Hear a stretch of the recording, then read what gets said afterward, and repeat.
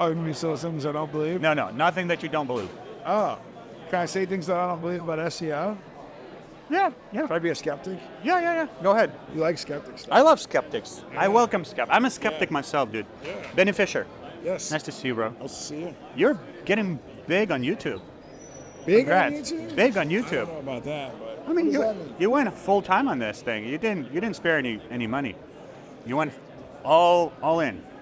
I wish I was doing better than that. I feel like it could be doing better. I feel like after Gary Vee, you jumped right to level 10. You skipped all the. Well, this is the season 2. This is the Big Fish Carriers podcast 2.0. Yeah. So 1.0 was there were a lot of just getting my podcast wheels underneath me. So Let's go.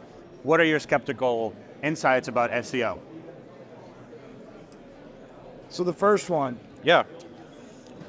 How many hours a week does somebody actually have to work on doing things? Like at my office, if they were just to completely take over their SEO, how many hours a week do they have to spend on writing blogs, posting content? Like, what's the... Do they do web design or no? No web design. No web design. No web design. Okay, so you have a person who does web design somewhere else? But they also want to do my SEO, but if they do You don't do them. You don't let them do that. You just let them do their web design. Okay. But you manage them, okay? If you manage them better, they can get you a way better results, okay?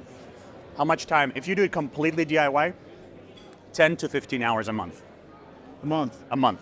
And what tasks are they doing? They are, number one, managing your designer. Number two, they are producing content using AI, which is 100 times faster, 1,000 times, 100 times cheaper, 1,000 times faster. I would say 5 blogs a week would be great. So blog every day, just about. Blog every day. Blog every day, baby. Because with AI, you can't miss that boat because your competition won't. If you miss it, they won't. So you want to get that thing and do anything you can with it. However, we do offer done for you first 3 months right now, where we do all the heavy lifting. That's fine, but like 3 months, but then what happens in month 4? Well, that's the point, because SEO is not the same every month. The hardest part of SEO is done within the first 3 months, which is creating those pages, writing that content, optimizing. Guess what? In those 3 months, you can write all of that content in advance for a whole year.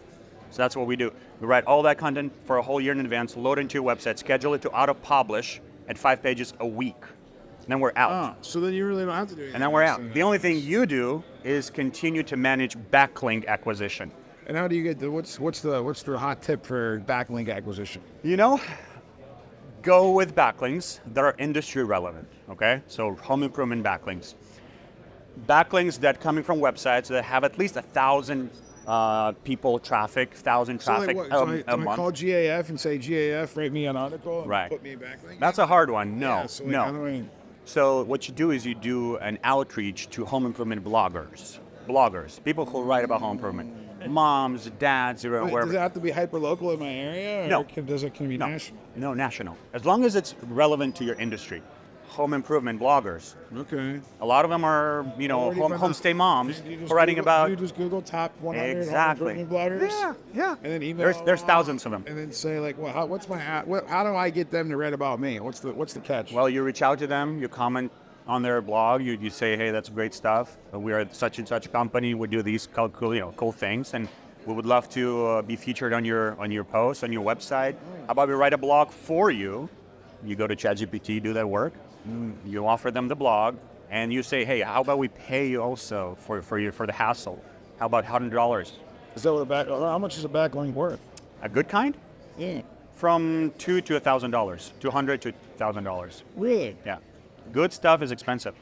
You don't need, it's not about quantity, it's about quality. That's what I was going to ask you. Like, how many new backlinks do you want? If you What's have a good goal? Because we're going to measure metrics. I'm going Right. to put someone in the box at my company Yeah. to do this ourselves. Yeah. I want to be able to say, hey, how many blogs did you publish a week? How many Right. backlinks did Yeah. you do a week? Like, what is a good metric for that? So usually depends on the size of the city. In Pittsburgh, I would say at least 3 high quality backlinks a month, going to a specific city page, money page that you're competing with, okay? Like your homepage, at least 3 high quality backlinks a month that are roughly 30 DR, which is domain rating.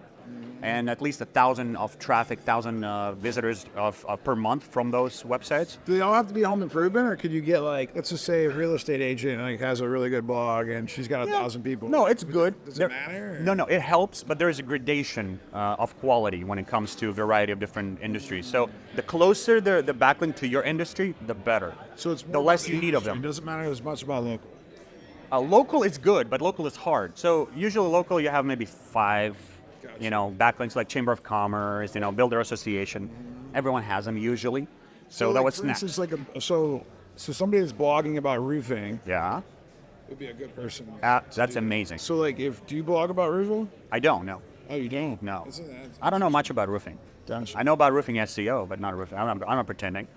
So like, if I got Bob Vila, from, like Sears, to like, you guys remember who Bob Vila is? Yeah. But see, you're the kind of guy who can get those for free too. Oh yeah. You don't need to pay them because they would love to have you write something on their website. So sometimes they'll pay you to give you a backlink. Okay.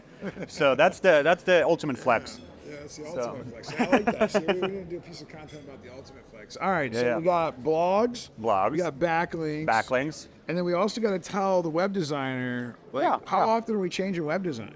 Like, if it's already built out, like, how often do we have to, like, tell That's the initial heavy lifting part. Yeah, I think we've done that at our company, but for other people listening to Washington, I mean, like... So design does not make SEO better or worse. It only changes the experience of the client.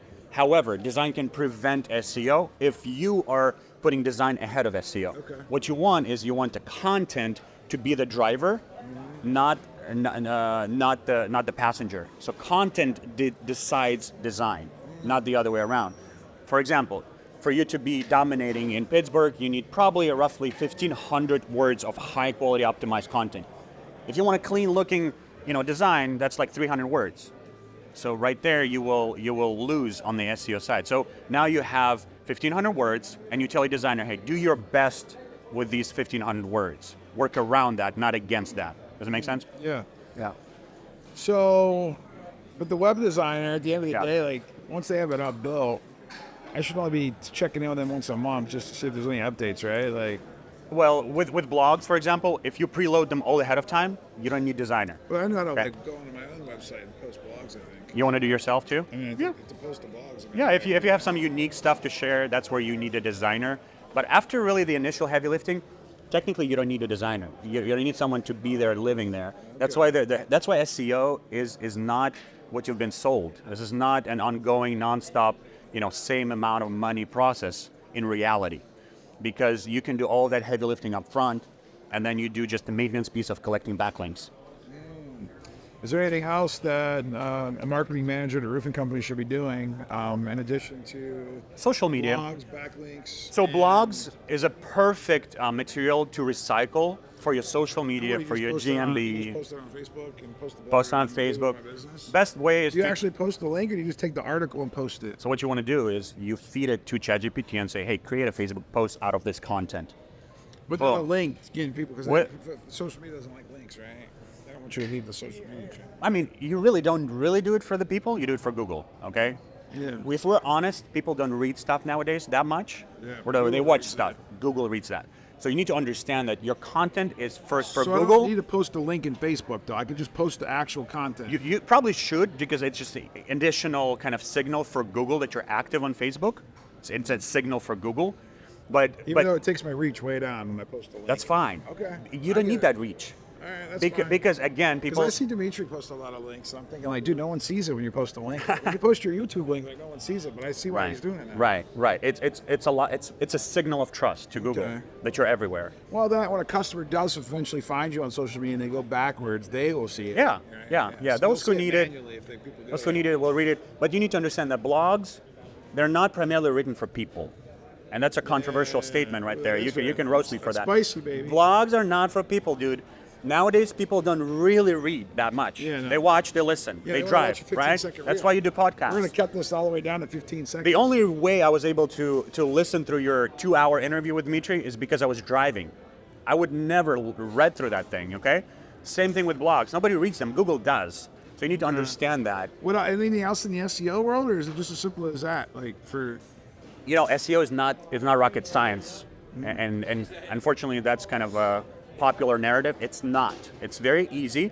What makes it extremely easy is AI. AI made the methods 100 times easier. Like I said, All it's, right, it's so a with lot AI, cheaper. I'm glad yeah. you, because that's my Yeah. next skeptical Right. thing. Right. Now, because of AI, Right. everybody's dying. Now, not everybody's doing it, but let's just say over time, everybody's going to do it. There's going to be so much information. How will any of it stand out? Okay. And will Google even exist the way that it searches now Yeah. in the next 3 to 5 years? Nobody knows the future. You know, like half a year ago, we could not Well, I know, but I'm asking predict. a guy like you to predict it. I would because never you're in that predict the world. revolution that AI has produced right now. This is All these blogs I'm writing is like they're going to be like, are they even going to matter? Yeah. Like 3 years from now. to give you my honest opinion, Google is not going away for a long time for commercially driven searches. Okay, informationally driven searches, yeah, it's losing already. Like if I need to find out how to screw, some bolt in my wall, like I can go to chat for that. It's informational search.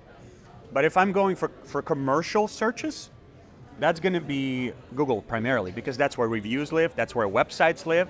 So for commercially driven searches, I think Google is going to be king for at least another 5 years, at least, because of all of that data. It's impossible to just have it all. And how would ChatGPT know how to answer, best roofing company? It's just going to use the information from Google because of the reviews and all that stuff and the rankings. There are some patterns that you cannot just recreate overnight when ChatGPT, because like backlinks and all of that ratings, they've been collecting this for years, for decades, to have some kind of objectivity when they're presenting these results. How long does it take to see tangible results? And I'm sure it goes to like where you're at now in your SEO journey. Yeah. Like how long does it take to see tangible results? Putting in these methods of posting 5 blogs a week, adding 3 to 4 backlinks a month, Right. checking in with your web designer to make sure everything's optimized. So we have students who have success within the first 3 months. They're already on the first page. We have students who have been doing this for a year and they're not on the first page. And the difference is what's the difficulty and competition level in your location. That's really it. Do you recommend? How do you want to handle like suburb areas? Like, Yeah. do you want to create landing pages for every? Like, do I want to have Big Fish Cove / Bethel Park / Cranberry / Murraysville? Yeah. Like, how do I want to handle that? Yeah. So a big part of SEO is trust, right? Google needs to trust you. How do you make it trust you? Well, obviously backlinks are kind of like votes. It's like online celebrity contest. But another part of it, why do you write content? It's because you want Google to trust you. Now, how does Google know that you're a local authority? Because you have many local pages, okay? So local pages, they are designed to prove to Google that you're a local authority, okay? But you can also rank those pages for specific towns. And really, nowadays, that the only effective way to rank is to have one page focused only on one city and service combination. You almost never able nowadays to rank one page for multiple locations. So I would have a page, like one web page. One web page, So I not a have website, a page. I have the website, thebigfishco.com. Yeah.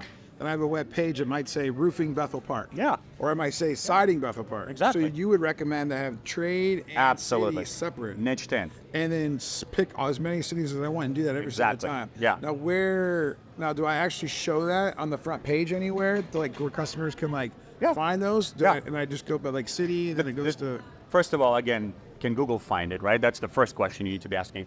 If you hide it too deep in your website, Google won't find it. So you want to make it easy for Google to navigate.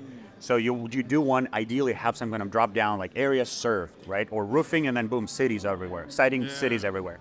So, and then obviously for clients, but for clients, they don't care about that stuff anyway. Like if they're from Pittsburgh, they're not going to look through that stuff. So just for Google. For Google, exactly. How do you recommend that I actually open up a mailing address and have a Google My Business in those locations as well? Or if you can, of course. So is it okay just to have like a mailbox? So map technically sometimes doubles your lead generation. If you're in top 3 in maps, not just organic website positions, you can potentially double your lead generation overnight once you're in top 3. Now, it's not too easy to get into the map because primarily you need the address in that specific location. So, but if you can find a way to get an actual legit address, now you cheated the system, okay? But it cannot be PO box. It can't be like a Regis office. Could it be a Regis office? The Regis, what is that? You know, like one of those like virtual. Virtual? No. So it's like it's not virtual. I mean, it's an office building. Shared. You buy a suite. Office shared, Yeah, right? Shared office space. Yeah. That's a hack. Use it. Yeah. So you got like Yes, it's like a 300 desk. Main Street Suite B. Get a desk at Yeah. a shared office space for $200 a month. Yeah. You cheated the system. Okay. But don't do the virtual one. Don't do PO box. Don't do Gotcha. UPS. Gotcha. Any of that. Anything that you cannot technically walk into is against Google policies. They'll ban you. Interesting. And you can get through it at first. The question is when they suspend you, what happens next? Yeah, how you Because you're gonna lose all of your reviews. You understand? Like At that's that the biggest location. thing. At that location, you will never be able to prove to Google that this is a legitimate location. Well, if you open up too many of them, it's gonna be hard to get reviews in all those places. Right, but it's better to have them than not to have them, right? At least you have that chance to be found. And you can also create a system where today you do the outreach for reviews for this specific location only. And then this week we're only sending reviews to this location. You can be smart about it too. Yeah, interesting. Yeah. What else didn't I ask you that I should have asked you? You mentioned about citing and stuff like that. Yeah, gutter siding. Listen, I would argue that if you want to go heavy on siding or gutters, you better open your own separate website for that, okay? Because your website loses the focus. Really? If you're starting to diversify too much, the website is gonna lose that specialty element to it. And it's gonna be very hard for you to prove to Google that you're a specialist in citing when there are citing companies out there doing only citing. So you're saying create a whole other website. Absolutely. So we just launched a So you said I should have Big Fish Roofing? Yes, Big absolutely. Fish Siding, Yeah, Big Fish Gutters. They absolutely. have different websites and they shouldn't even be connected to each other. No. It's completely different entities, specialists for everything. Sounds like work, man. Well, I mean, business is work, dude. But this is the long-term promise for you there. Okay, this is the way to dominate. This is the only way to dominate. We actually just launched roofingmicrosites.com. Have you heard of that? No, but I can imagine. Roofingmicrosites.com is basically service-specific, money keyword-oriented DBA lead generation websites. Okay, only focused on one service, 60+ pages of content, sub-service even like roof repair. Yeah, I think we talked about that. Pittsburgh Roof Repair Pros or Pittsburgh Roof Repair Company. You open a DBA. That website is only focused on that. You name it according to the biggest money keyword. That puppy is going to be in top 3 in probably in under 6 months. And then your company. Yeah. Right? And yeah, that's interesting. I think it gives me ideas too for the roofle thing that's going on, right? Like the roof quote. Tell me more about it. No. Do you know about that? Oh, no. What about Roofles where they can measurement tool and stuff? it's a measurement, instant measurement tool. Quoting, yeah. And so I think like if you have a generic page that's not branded, right, towards any type of company, right? Right. Customers really getting Yeah. real good information, right? Right. Real good solid blog content. And it says, yeah, if you're curious about like what your roof would cost, because no one's here selling you. Right. Click here for a roof price. Yep. Well, then that customer puts their email address in. They get their price. They get what they want, and I get their information. And they must be interested in something. I can then retarget those people through an email sequence campaign. Yep. Then get them following them around on social media, right? And so then the big, it's very interesting. I mean, do I want to be a digital marketer, or do I want to be a roofing company owner? Do I want to just hang out with guys like Dima? I'm still trying to decide what I'm going to do, man. Because like this sounds like fun. It's like fun. I just want to talk about it. It's fun. AI makes it extremely fun. Like I did my numbers and I was blown away because I didn't do it yet. Before I was flying here, I'm like, how much are we saving in time and money by using AI? We're saving 100 times more money and 1,000 times more time. In cases of blogs, 2,000 more. We're saving it's 2,000 times more. So let's talk about blogs for a second. Yeah. So let's I know that you're a big fan of going to your competitors' sites, taking their blogs, loading up into the chat GPT and saying, make it better. Yep. Is there anything else that you say other than make it better? Well, of course, yeah. The So prompt. give me the top 3 prompts that we can give the AI machine So- to make Werner's blog. I'm going to take Werner's blog, Okay. and I'm going to make it my own. Okay. So ChatGPT, what am I going to tell ChatGPT to do to it? Well, so the art of prompt generation is a true. It's a new job. Okay. It's literally there are people who will specialize in this in the future. You will hire them because they know how to make prompts. So our prompts are typically half a page, the smallest. The biggest one is usually a whole page, sometimes even into 2 pages. So prompts is all about specifics. Prompts is all about explaining the nuances to chat, and they're going to be horrible. You're going to get horrible results if your prompts are horrible, and you're going to say AI is garbage. Make it better. Like, you know, that's so vague. AI is garbage. Yeah, but your prompt was garbage. Okay. So how do I make a good prompt? Give me 3 techniques, 3 quick tips on how to make an amazing prompt. Yeah. So number one, you need to be using specific plugins too. Also, so you need to be not letting chat to just write his own stuff, right? So you need to be able to feed the information. So you use plugin like WebPilot, for example, to enable chat to go onto other websites. And you can actually load multiple URLs to come up with one blog.